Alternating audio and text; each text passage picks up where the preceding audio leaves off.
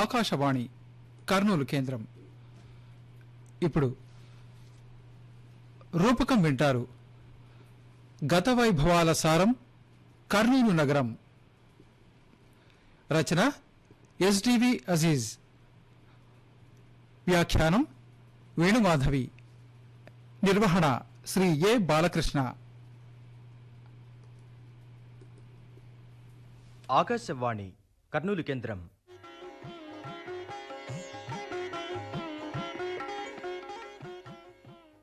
గత వైభవాల సారం కర్నూలు నగరం. రూపకం.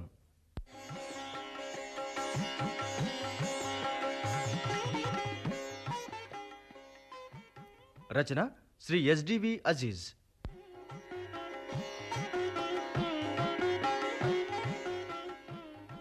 వ్యాఖ్యానం శ్రీమతి ఎం వేణుమాధవి.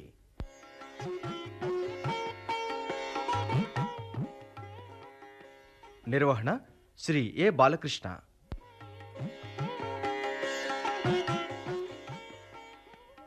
గత వైభవాల సారం కర్నూలు నగరం. రూపకం.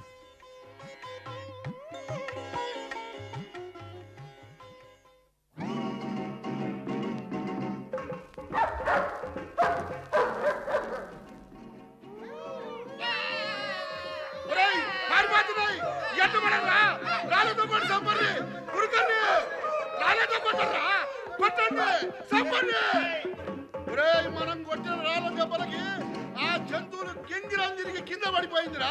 ఇగో మీ చేతుల్లో ఉన్న ఈటలతో పొడసర్రి, నరకర్రి, సంపర్రిరా.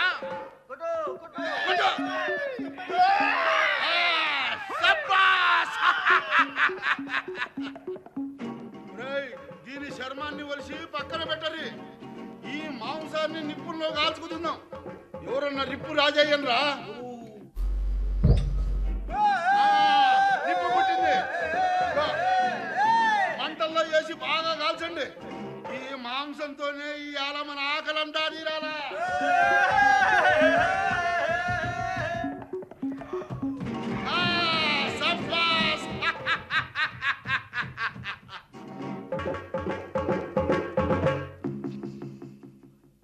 అది ఆది మానవుని ఆటవిక దశ. ఆ దశ నుంచి వ్యవసాయం చేపట్టి నాగరికతను అభివృద్ధి పరుచుకోవటానికి మనిషికి ఎన్నో వేల సంవత్సరాలు పట్టింది. ఈ భూమిపై మానవుని ఉనికి ప్రారంభమై నేటికి 10 లక్షల సంవత్సరాలు దాటి ఉంటుందని పురావస్తు శాఖ పరిశోధకుల అంచనా.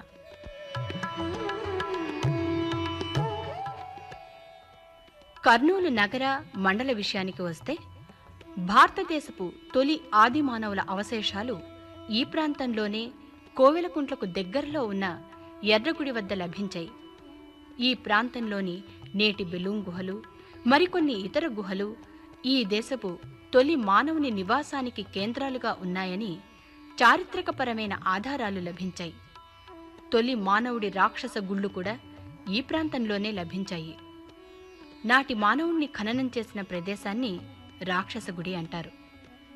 వ్యవసాయం చేపట్టిన దశలో ఇతర ప్రాంతాల్లోలాగే ఈ ప్రాంతంలోని నాటి మనుషులు తరులను, గిరులను, నదులను, ఆకాశాన్ని దైవ స్వరూపాలుగా భావించి పూజించేవారు. ప్రకృతి పూజతో పాటు స్త్రీ పురుష జననాంగాలను కూడా రాతి విగ్రహాల్లో మలిచి పూజించేవారు. నేటికి కర్నూలుకు అతి సమీపంలో ఉన్న అలంపూర్ క్షేత్రంలో యోని పూజ జరుగుతూ ఉండటం నాటి ఆచారానికి నిదర్శనమని చెప్పవచ్చు. ఈ సంస్కృతిని ద్రవిడ సంస్కృతి అంటారు. ఈ ద్రవిడ సంస్కృతి దక్షిణ భారతదేశం నుంచి ఉత్తర భారతదేశానికి పాకింది. నాడు ఈ ప్రాంతం వారు అమ్మదేవతలను పూజించేవారు. మాతృస్వామ్య వ్యవస్థ అమల్లో ఉండేది.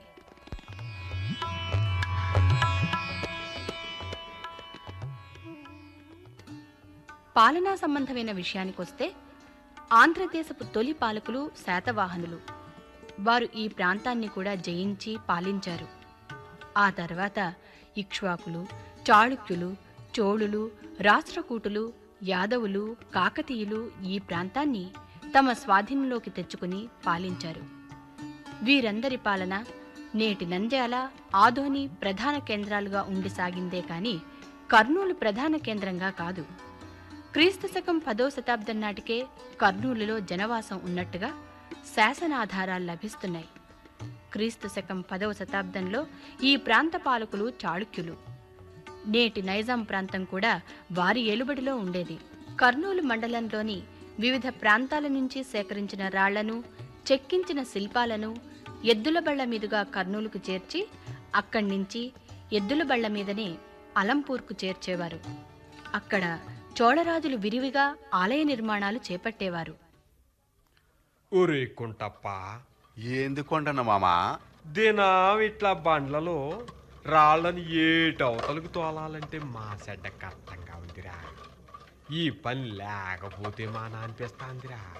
నిజమే మామా, కానీ ఉండూరులో సేద్యం చేస్తే గింజలు వస్తాయి కానీ రూకలు అటు నుంచి వస్తాయి. రూకల కోసమే కదా ఈ కట్టమంతా. ఇట్ట కొన్నాళ్ళు కట్టబడితే 4 రూకలు కుడతాయి. ఆటితో మనం మహారాజుల్లాగా బతకచ్చు మామా. నువ్వు చెప్పేది నిజమే అనుకో, కానీ ఈ కట్ట మా మోపుగా ఉందిరా. ఒరే కుంటప్ప, ఏంది మామా? ఈ కందెనోళ్ళలోనే కాపురం పెడదాం. ఏడు నుంచే ఏటవతలకు రాళ్ళు తోలచ్చు. మరి వీడికి రాళ్ళు ఎవరు తెస్తారే? మనం తీసుకునే రోకల్లోంచి రోక ఇంకోళ్ళకి కూలీకి ఇద్దాం, వాళ్ళే తెస్తారు. ఇట్టా చేస్తే ఈ ఎద్దు కట్టంలో సగం తగ్గుతాదిరా, పానానికి కుదుటిగా ఉంటాదిరా. నువ్వు చెప్పిన ఆలోచన మా బాగా ఉంది మామ. అట్టాగే చేద్దాం. బండికి కందినేసుకుని పోదామా? లేకుంటే ఆ ఏటి ఇసుకలో బండి చక్రాలు సరిగా తిరగవు. మా బాగా గుర్చేసినావు రక్కుంటప్ప.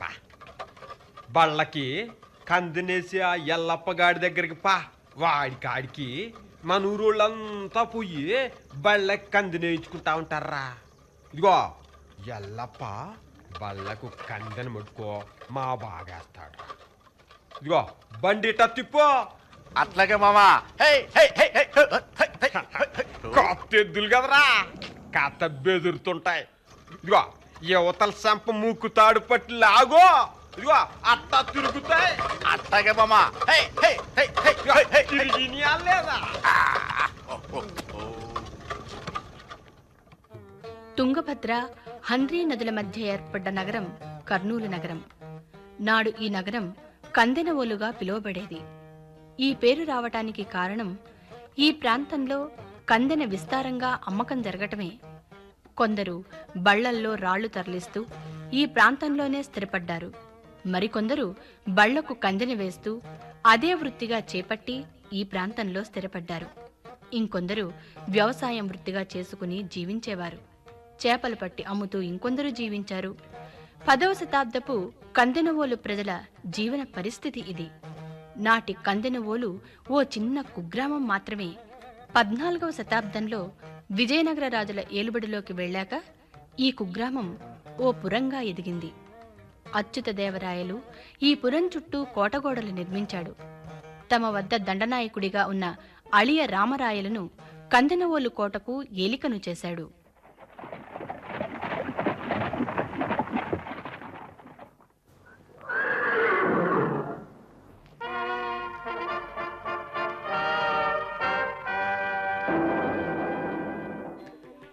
విజయనగర ప్రభువులు కృష్ణదేవరాయల వారికి ప్రణామములు. రా అళయరామ, నీ రాక కొరకే ఎదురు చూస్తూ ఉన్నాను. ఆసీనుడు కా. మీ ముందు ఆసీనున్నయ్యేంత సాహసం చెయ్యలేను ప్రభు, మన్నించండి. నీ శౌర్య పరాక్రమాలే కాదు, పెద్దల ఎడ నీకుండే వినయ విధేయతలు కూడా మమ్ములను ముగ్ధుల్ని చేస్తున్నాయి. మీ అనుజ్ఞ అయితే మీరు నన్ను కందెనవోలు నుంచి పిలిపించిన కారణాన్ని తెలుసుకొనగోరుతున్నాను. ఎలా ఉంది కందెనవోలులో నీ పాలన? మీ దయ వల్ల, మీ సోదరులు అచ్యుతరాయల వారి దయ వల్ల ఆ ప్రాంతానికి ఏలికను కాగలిగాను. మీ ప్రతినిధిగా అక్కడ నా పాలనను సవ్యంగానే సాగిస్తున్నాను ప్రభు. కేవలం ఆ చిన్నపాటి ప్రాంతానికే కాదు, యావత్ ఆంధ్రదేశాన్ని పాలించేంతటి శక్తి సామర్థ్యాలు నీలో ఉన్నాయి. మీకంటే శక్తి సామర్థ్యాలు గలవారు ఎవరున్నారు ప్రభు? ఒక చేత్తో గంటాన్ని పట్టి, మరో చేత్తో కత్తిని పట్టి ఈ సీమ మొదలు కటకం వరకు జయించారు. ఉమ్, అత్యంత శక్తివంతులైన గజపతులనే ఓడించి మీ ప్రాభవాన్ని దశ దిశలా వెలిగింపజేశారు. తమిళనాట ఉన్న చోళ చేర రాజులను కూడా జయించి మీ పాదాక్రాంతం చేసుకున్నారు. ఓ, అన్నిటికీ మించి తెలుగు సరస్వతాన్ని ఆదరించి ఆ సరస్వతీ మాతకు ముద్దుబిడ్డయ్యి సాహితీ సమరాంగణ సార్వభౌమ అన్న బిరుదును సార్థకం చేసుకున్నారు. బంధువునైన నన్ను రేనాటి సీమ నుంచి రప్పించి తగు శిక్షణ ఇప్పించి ఈ స్థాయికి ఎదిగేలా చేశారు. మీకు ఎల్లవేళలా కృతజ్ఞుడనై ఉంటాను ప్రభు. పొగడ్త కాస్త మించినట్టున్నది ఎలైరామ. మన్నించండి ప్రభు. నేను లేనిది పొగడ్డం కాదు, ఉన్న వాస్తవం చెప్పాను. ఉమ్. నిన్ను పిలిపించినది ఎందుకో తెలుసా? తెలియదు ప్రభు. హా, నా కుమార్తె తిరుమల దేవిని నీకిచ్చి వివాహం చేయ నిశ్చయించాను. ప్రభు, ఏమిటి ప్రభు మీరంటున్నది? నన్ను నన్ను మీ అవును అలయరామ, నా కుమార్తెకు నీవే తగిన వరుడవు. నా పిదప ఈ సువిశాల విజయనగర సామ్రాజ్యాన్ని సంరక్షించే సమర్థుడవు నీవే. ప్రభు, నేను మీ స్థాయికి తగిన వాడివి.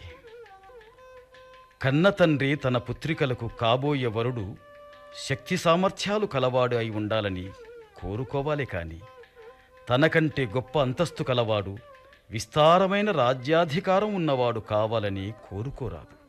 గొప్ప అంతస్తు, విస్తారమైన రాజ్యాధికారం ఉన్న సమర్థుడైన వాడు కాకపోతే ప్రతికూల పరిస్థితులు ఏర్పడినప్పుడు అతనికున్నవన్నీ కాలగర్భములో కలిసిపోతాయి.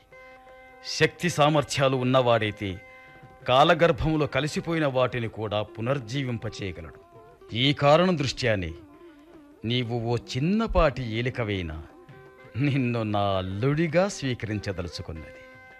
నా శక్తి సామర్థ్యాల పట్ల నమ్మకముంచి మీరు చూపుతోన్న ఈ ఆదరాభిమానానికి నా జీవితాంతం మీకు విధేయుడనై ఉంటానని మీ పాదాలనంటి ప్రమాణం చేస్తున్నాను ప్రభు.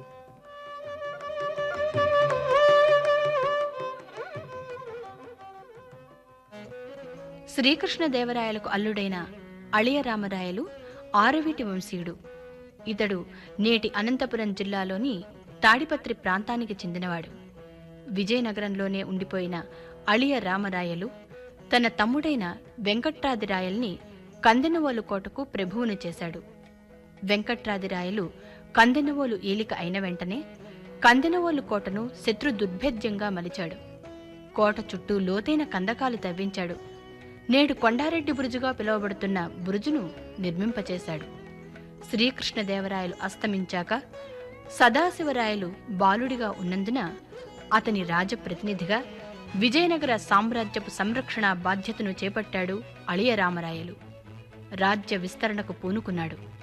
అప్పుడు దక్షిణ భారతదేశంలోని ఆంధ్రదేశం విజయనగర రాజుల వశంలో ఉంటే కర్ణాటక, నైజాం ప్రాంతం, మహారాష్ట్ర ప్రాంతం బీజాపూర్ నవాబు, అహ్మద్ నగర్ నవాబు, గోల్కొండ నవాబుల చేతుల్లో ఉండేవి. ఈ ముగ్గురు నిత్యం కలహించుకుంటూ ఉండేవారు. విజయనగర రాజుల సాయం తీసుకుంటూ ఉండేవారు. అళియ రామరాజు కాలంలో ఈ సాయం మరీ ఎక్కువైంది. అళియ రామరాయలు ఒక్కో సమయంలో ఒక్కో నవాబుకు మద్దతిచ్చి అతను విజయం సాధించాక తాను చేసిన సాయానికి ప్రతిఫలంగా కొన్ని ప్రాంతాలను తన ఏలుబడిలోకి తెచ్చుకునేవాడు.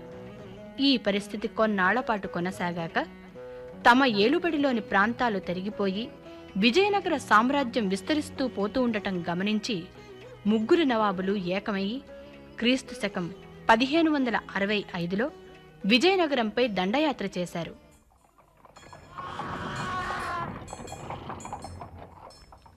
తల్లికోట వద్ద ఇరుపక్షాలకు భీకర యుద్ధం జరిగింది. ఈ యుద్ధంలో కందినవోలు ఏలిక వెంకట్రాదిరాయలు కూడా పాల్గొన్నాడు. ఈ యుద్ధంలో అళియ రామరాయలు కన్నుమూశాడు. అప్పటికి అతని వయస్సు 90 సంవత్సరాలు. విజయలక్ష్మి నవాబులను వరించింది. విజయనగర సామ్రాజ్యం విచ్ఛిన్నమయ్యింది. రాజధాని భస్మీపటలం అయ్యింది. విజయనగర సామ్రాజ్యాన్ని ముగ్గురు నవాబులు కలిసి పంచుకున్నారు. బీజాపూర్ నవాబు వాటాకుగాను రేనాటి గడ్డలోని కొంత భాగం కందెనవోలు మండల ప్రాంతం వచ్చి చేరింది. తన వాటాకు వచ్చిన ఈ ప్రాంతాన్ని స్వాధీనపరుచుకోవటానికి బీజాపూర్ నవాబు తన సైన్యాధికారి అబ్దుల్ వహాబ్ను పంపాడు. నాటి కందెనవోలు ఏలిక అళియ రామరాయలు మనవడు గోపాలరాజు.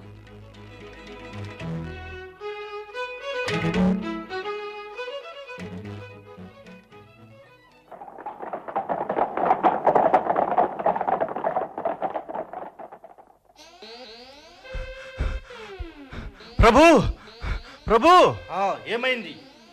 బీజాపూర్ నవాబు ఆదిల్ షా సైన్యాధ్యక్షుడు అబ్దుల్ వహాబ్ వేల మంది సైన్యంతో మన పైకి యుద్ధానికి రాబోతున్నట్టుగా వేగులు వార్త తెచ్చారు ప్రభు. అలాగా, వెంటనే కోటపై కాపలా కట్టుదిట్టం చేయండి. మన సైనికులను అప్రమత్తం చేయండి. పోరుకు సంసిద్ధులు కండి. వెళ్ళండి. చిత్తం ప్రభు. सिपाहियों, ये कंदनूल किला को पेरा मारो, जंग तैयारी करो. వేల సైన్యంతో వచ్చిన అబ్దుల్ వహాబ్ ఖాన్ కర్నూలు కోటను చుట్టుముట్టి ముట్టడి చేశాడు. గోపాలరాజును లొంగిపోమ్మని ఆదేశించాడు. గోపాలరాజు, ఈ కర్నూల్ మండల ప్రాంతం మా నవాబ్కు వచ్చింది. నువ్వు పోరు చేయక మాకు మర్యాదగా లొంగిపోతే ప్రాణభిక్ష పెడతాం, లేదంటే మాకి తల్వార్తో నీ ప్రాణాలు తీస్తాం. లొంగిపో. లొంగి బ్రతకడం అన్నది మా ఆరవేటి వంశంలోనే లేదు. విజయమో వీరస్వర్గమో తీర్చుకునే వరకు వెనకడుగు వేసేదే లేదు. ధైర్యం ఉంటే రండి ముందుకు. ఎంత దమాక్రా నీకు! మాకే ఎదురు తిరుగుతావా? ఓ చిన్న కోటకు ఏలికవు, మాకే సవాలు విసురుతావా? సిపాయో, జంగ్ సురు కరో. సైనికులారా, ఆ మేచ్చులను ఎదుర్కొనండి. ఈ సీమ నుంచి తరిమి తరిమి కొట్టండి.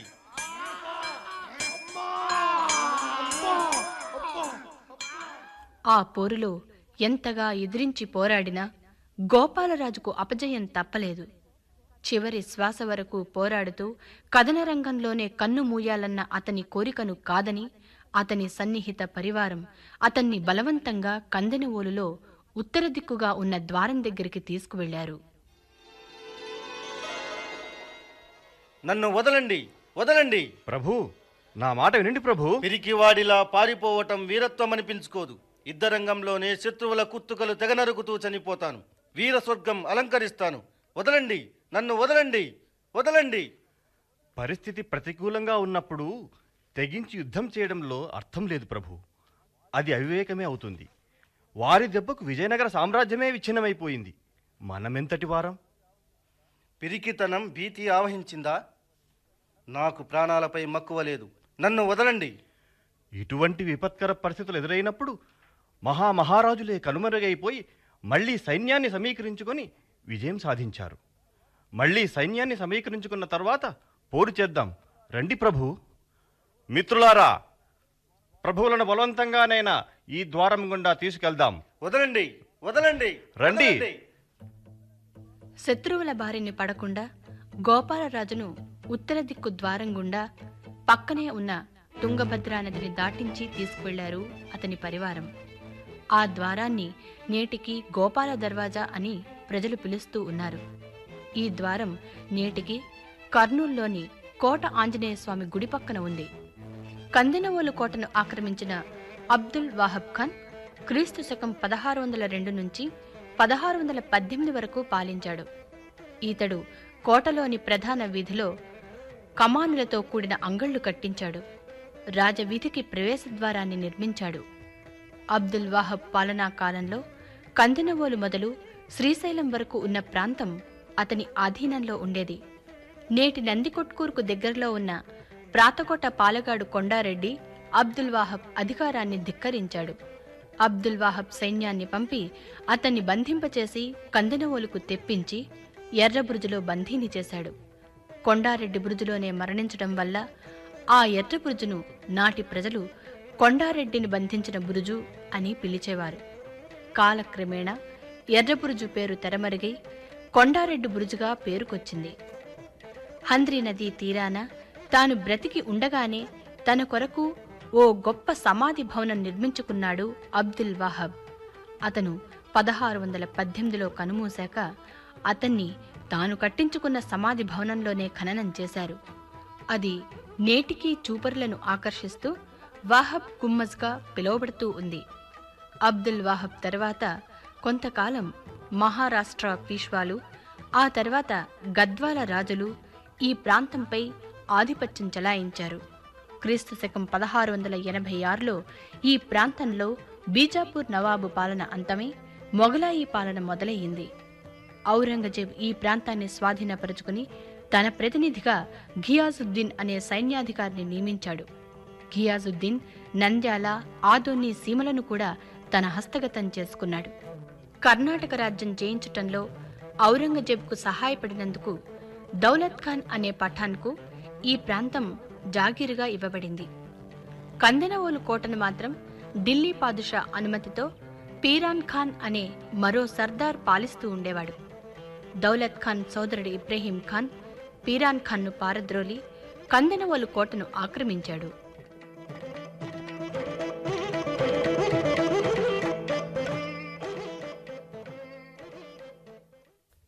హుజూర్, మత పెద్దలందరూ వచ్చారా వజీర్? వచ్చారు హుజూర్. మీ దర్శనార్థం వేచి ఉన్నారు.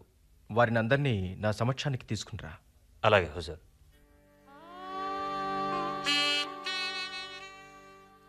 నవాబ్ ఇబ్రహీం ఖాన్ గారికి వందనాలు. వందనాలు. ఆసీనులు కండి, అందరూ ఆసీనులు కండి. మీ అందరినీ పిలిచి ఇక్కడ ఈ సమావేశం ఏర్పాటు చేయడానికి ముఖ్య కారణం, నా పాలనలో ఉన్న ప్రజలందరూ జాతి, కుల, మతభేదం మర్చి అన్నదమ్ముల వలె సౌభ్రాతృత్వంతో మెలుగుతూ జీవించాలని. నేను ఎక్కడివాడినో కావచ్చు, నా పూర్వీకులు మరెక్కడి నుంచో వచ్చి ఉండవచ్చు, కానీ నా తాత ముత్తాత మొదలు నా తండ్రి నా వరకు మేమందరం ఈ దేశంలోనే జన్మించాం, ఈ గాలి పీల్చాం, ఈ నీరు త్రాగాం, ఇక్కడే పెరిగి పెద్దవారం అయ్యాం, ఈ దేశ పౌరులుగా జీవిస్తున్నాం. గతంలో కొందరు పాలనా సంబంధమైన వ్యవహారాలకు, మతాలకు ముడిపెట్టారు. అలా ముడిపెట్టడం నిజమైన పాలకుని లక్షణం అనిపించుకోదు. మీరందరూ మీ మీ మత విశ్వాసాలను ఆరాధించండి, పూజించండి. నేను ఎలాంటి జోక్యం కలుగు చేసుకోను. నా పరిధి మేర మీ ఆలయాల నిర్మాణాలకు, అభివృద్ధికి నా తోడ్పాటు అందిస్తాను. మీరు నాకు, నా పాలనకు తోడ్పాటు అందజేయవలసిందిగా కోరుకుంటున్నాను.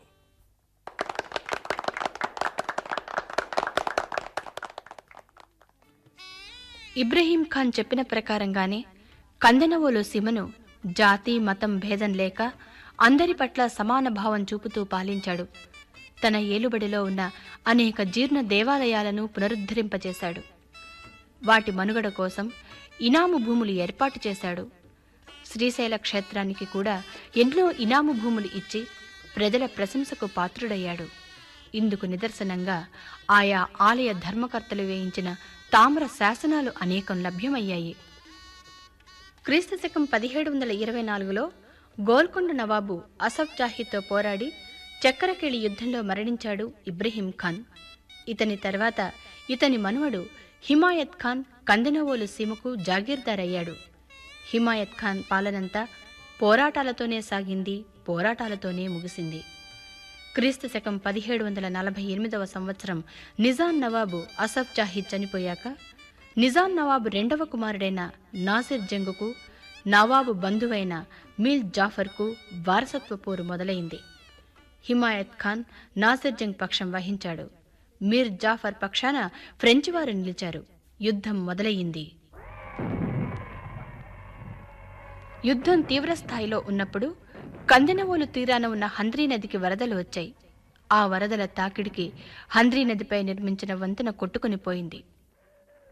కోటగోడలు బీటలు వారి వరద నీరు కోట లోపలికి వచ్చి ప్రజల జీవనాన్ని అస్తవ్యస్తం చేసింది.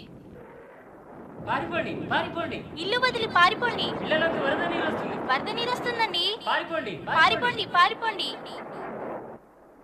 ఈ విషయం తెలిసిన హిమాయత్ ఖాన్ చెలించిపోయాడు.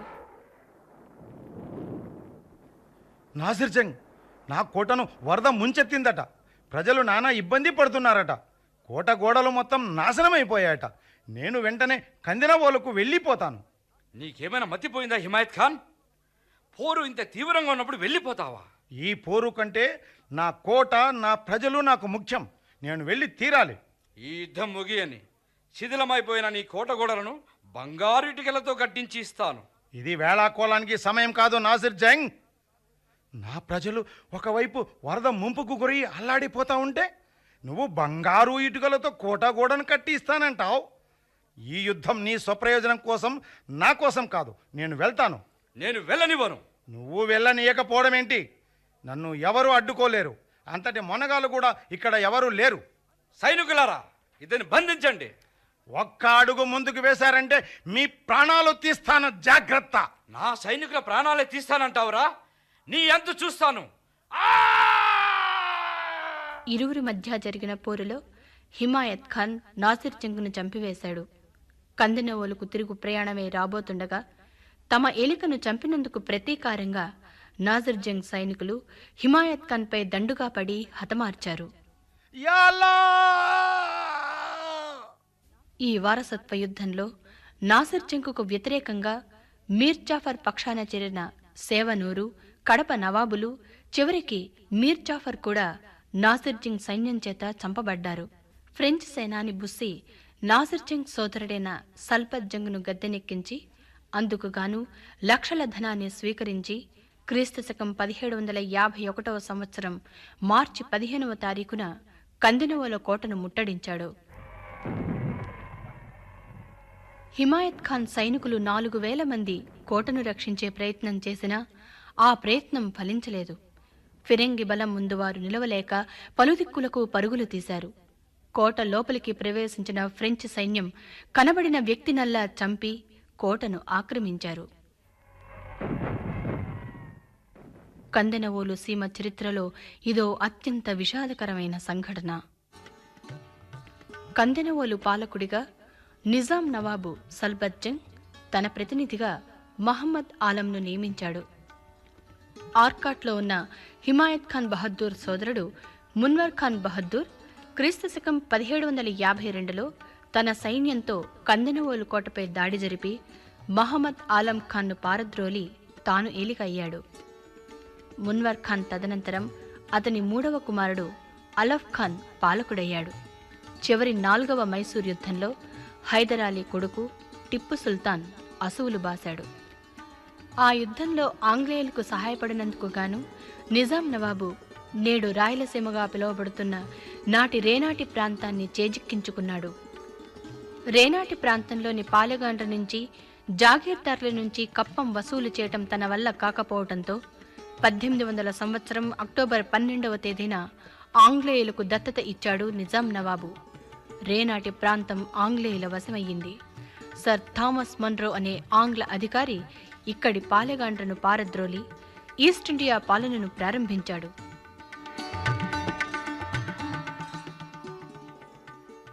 మున్వర్ ఖాన్ తర్వాత కందెనవోలు చివరి ఏలిక గులాం రసూల్ ఖాన్. ఈ సమావేశానికి విచ్చేసిన రేనాటి ప్రాంత జాగీర్దారులారా, నవాబుల్లారా, ఈ బ్రిటిష్ వారిని పారద్రోలటం మన ప్రథమ కర్తవ్యం. వీరి పాలన యావత్తూ దోపిడి పాలన అని మీ అందరికీ తెలుసు. మన దేశ సంపదనంతా ఇంగ్లండు చెరవేసి మనలను, మన ప్రజానీకాన్ని బికార్లను చేస్తున్నారు. వారిని ఈ సీమ నుంచి పారద్రోలాలంటే చిన్న చిన్న తిరుగుబాట్లు చాలవు, పెద్ద ఎత్తున దాడి చెయ్యాలి. అందుకు ఎంతో ఆయుధ బలం, సైనిక బలం అవసరం. ఆయుధ బలాన్ని నేను సమకూరుస్తాను, సైనిక బలాన్ని మీరు సమకూర్చండి. అందరం కలిసి ఈ తెల్ల కుక్కలను ఈ సీమ నుంచి తరిమి తరిమి కొడదాం. మీరందరూ నా ఈ ప్రయత్నానికి సహకరిస్తారని ఆశిస్తున్నాను. మీ ప్రయత్నానికి తప్పక సహకరిస్తాం. చాలా సంతోషం. గులాం రసూల్ ఖాన్ మరణంతో కందెనవోలులో నవాబుల పాలన అంతమై బ్రిటిష్ పాలన మొదలయ్యింది. వారి పాలనలో కందెనవోలు కందవోలుగా, కందనూరుగా మారి చివరికి కర్నూలుగా వ్యవహరించబడి అదే నామాన స్థిరపడిపోయింది. 1905లో మొదలైన వందే మాతర ఉద్యమం మొదలు 1942 క్విట్ ఇండియా ఉద్యమం వరకు ఈ పట్టణ ప్రాంతంలోని ప్రజలు పలు ఉద్యమాల్లో పాల్గొని జైళ్లకు వెళ్లారు.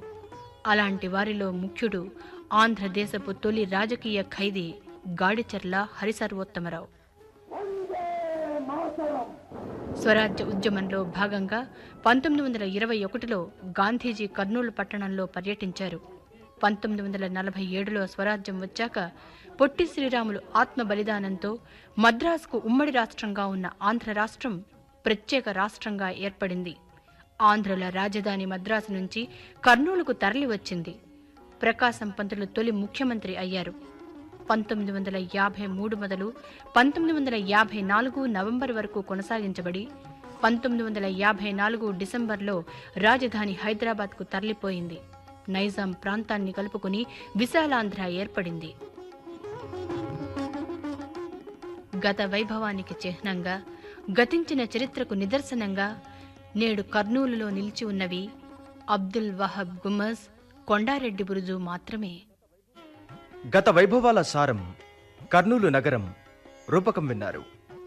రచన శ్రీ ఎస్డివి అజీజ్. వ్యాఖ్యానం శ్రీమతి ఎం వేణుమాధవి.